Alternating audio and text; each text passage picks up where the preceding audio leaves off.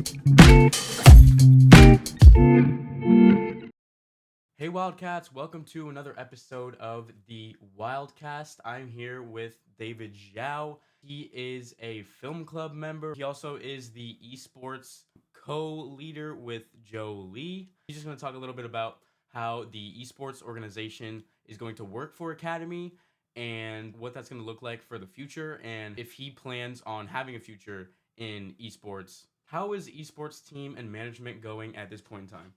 So we are currently building our equipments for this year's, including PCs and all the setups for the tech lab. We're planning getting tables, 5 PC setups, which is a good number for what we're gonna doing this year, which is all team-based game, team-based FPS game that we're trying to compete with other high schools that's at a basically same skill level with us. So we have pretty good chance on winning.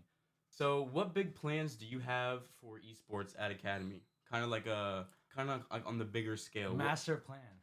The Yes. master plan What for master plan esport do you club. have?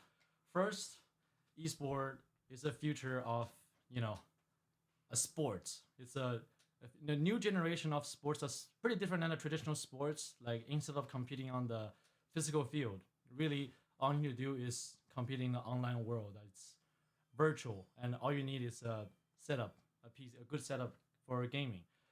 So for this year, what we're trying to aim for is good equipment, and so we can organize this team better.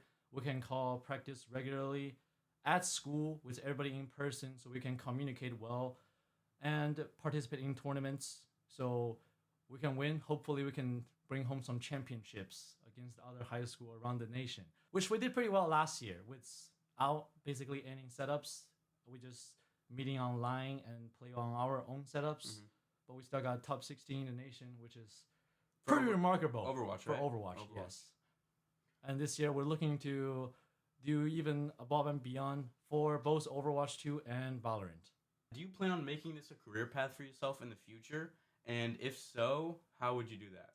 Well, actually, I don't really want to pursue a pro gaming path Mhm. since, well, you guys know that it's always gonna be harder than what you actually think is gonna be. Like, not just oh, people think, oh, play video games, you can play video games all day and you like earning easy money, but that's just not true. With every sports, you only see the bright sides of the players. You see how good they are on the field, but you're still missing that, like how much they have dedicated into this to Right. practice behind the scene. Yeah. It's the same rule apply for esports. If you want to do good in certain games, it's not like people just born with talent. It always comes with plenty of practice. And personally, I mean, I pretty enjoy gaming on its own as a hobby, right? I can Mhm. spend my time with my friends online, which is a pretty fun way to spend my time. But if you say like my job is to play video games 10 hours a day, just sitting in a room, that's not really the lifestyle that I'm looking for. So Mhm.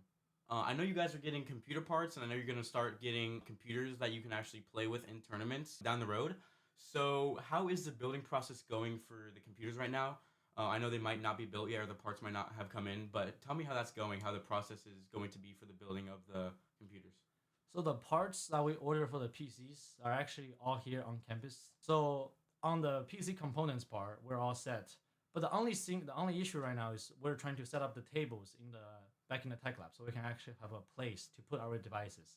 And the other thing is because Wi-Fi is just not very capable compared to Ethernet in high level competitive games. So we're Yeah. looking for to set up the another internet devices in the tech lab.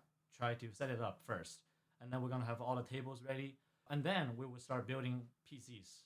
We're gonna call we're gonna call meetings to start building the PCs, because this is essentially a skill at this area, right? So we can always make sure that we have all the top performing devices for the competition, since it's very competitive.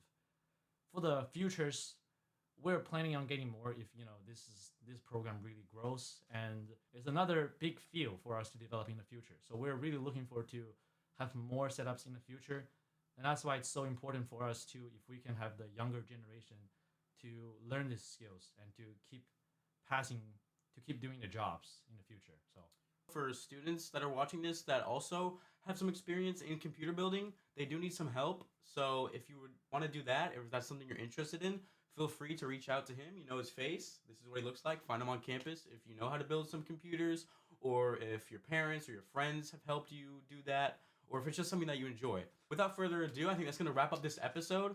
Thank you for coming on this podcast to talk about your esports experiences and your esport plans for the future that you have for Academy. And we'll see you guys in the next episode. Absolutely. Thank you.